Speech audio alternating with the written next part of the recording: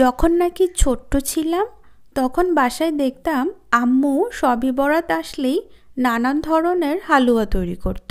সারা রাত নামাজ পড়ার জন্য সবাই জেগে থাকতো, আর আমরা পুচকারা একটু পর পর নামাজের ফাঁকে এই হালুয়াটা খেতাম। মনে পড়ে আপনাদের সেই দিনের কথা? আসসালামু আলাইকুম দর্শক, welcome back to my channel. This is পান্নার পাকশালা। আজকে আমি আপনাদের তৈরি করে দেখাবো সেই ট্রেডিশনাল ওয়েতে বুটের ডালের হালুয়ার রেসিপি। আমার কাছে তো মনে হয় ছোলার ডালের হালুয়ার এই রেসিপিটি বানানো সব থেকে বেশি সহজ আর খেতেও সব থেকে বেশি মজার। আমার কাছে তো মনে হয় এটা বানানোর জন্য কোনো অকেশনের প্রয়োজন হয় না। যখন খেতে ইচ্ছে হবে হুটহাট তৈরি করে ফেলবেন মজাদার ছোলার ডালের হালুয়া। হালুয়া বানানোর জন্য আমি এখানে 2 কাপ পরিমাণ ডাল নেব, আর এই ডালটাকে আমি পরিমাণ মতো পানি দিয়ে ভিজিয়ে রাখব। যদি আপনাদের হাতে সময় না থাকে তাহলে কুসুম গরম পানিতে 5 থেকে 6 ঘন্টার মতো ভিজিয়ে রাখতেও পারেন।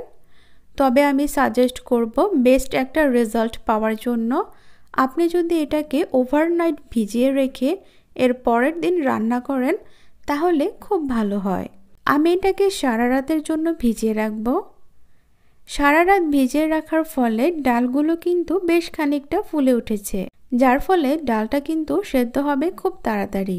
আর ডালটাকে আমি 2-3 বার পানি চেঞ্জ করে ধুয়ে নেব। অনেকেই এই ডালটা সেদ্ধ করার সময় লিকুইড দুধ ব্যবহার করেন, আবার কেউ পানিও দিয়ে থাকে। ফ্লেভারের জন্য দিচ্ছি 2টো এলাচ, 2 টুকরো দারচিনি ও একটা তেজপাতা। আমি 2 কাপ ছোলার ডালের জন্য 2 কাপ দুধ দিয়ে দিচ্ছি, সাথে 1 চিমটি বেকিং সোডা দিয়ে দিলাম। এতে করে খুব দ্রুত ডালটাকে সেদ্ধ হতে সাহায্য করবে। আপনারা যে কোনো ডাল দ্রুত সেদ্ধ করতে এই পদ্ধতিটা ইউজ করতে পারেন।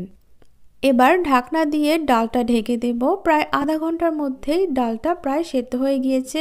আর ডালটাকে ভালো মতো পেস্ট করে নেওয়ার সুবিধার্থে অবশ্যই চেষ্টা করবেন ডালটাকে এরকম নরম করে সেদ্ধ করে নিতে। এতে করে ডালটা বাটতে বা পেস্ট করতে সুবিধা হয়।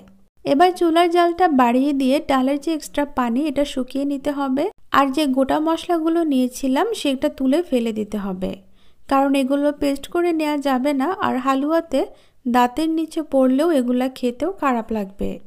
এবার চুলার জালটা বন্ধ করে দিয়ে ডালটাকে সম্পূর্ণরূপে ঠান্ডা করে নেব।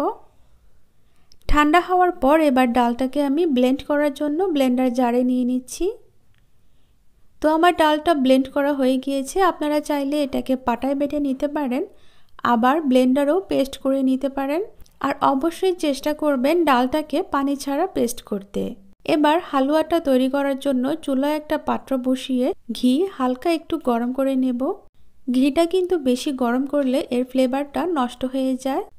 এবার আমি সঙ্গে সঙ্গে পেস্ট করে রাখা ডালগুলো দিয়ে দিচ্ছি। চাইলে আপনি সয়াবিন তেল দিয়েও এই হালুয়াটা তৈরি করতে পারবেন, তবে হালুয়ার টেস্ট সবচেয়ে ভালো আসে ঘি দিয়ে তৈরি করলেই। আর হালুয়াতে ঘিয়ের পরিমাপ হলো প্রতি 1 কেজি হালুয়ার জন্য আপনাকে 1 কাপ ঘি ব্যবহার করতে হবে। আমি যেহেতু এখানে 2 কাপ ডাল নিয়েছি তাই আমি এখানে হাফ কাপের মতো ঘি ব্যবহার করেছি। তারপরেও আপনি চাইলে আপনার পছন্দ মতো একটু কমিয়েও দিতে পারেন।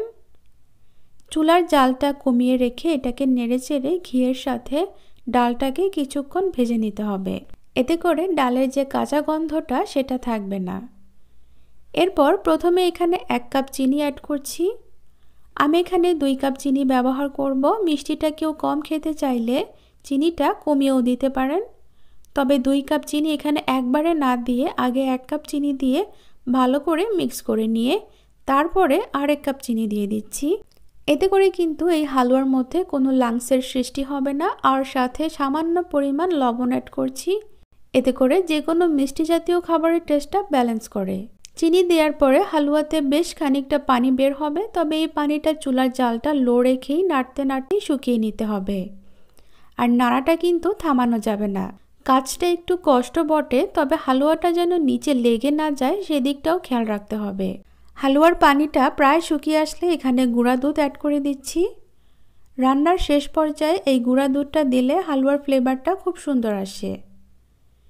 এরপর এটাকে অনবরত নাড়তে হবে। যখন দেখবেন হালুয়াটা ঘন হয়ে আসছে আর সুন্দর একটা রং ধরেছে তখন বুঝবেন এটা হয়ে গেছে। এই পর্যায়ে কিশমিশ আর পেস্তা বাদাম কুচি দিতে পারেন। তো এই তো আমাদের সুস্বাদু ছোলা বুটের ডালের হালুয়া রেডি। এবার এটাকে একটা সুন্দর প্লেটে ঢেলে সমানভাবে করে দিচ্ছি, আর উপরে কিছু বাদাম কুচি অ্যাড করে দিচ্ছি।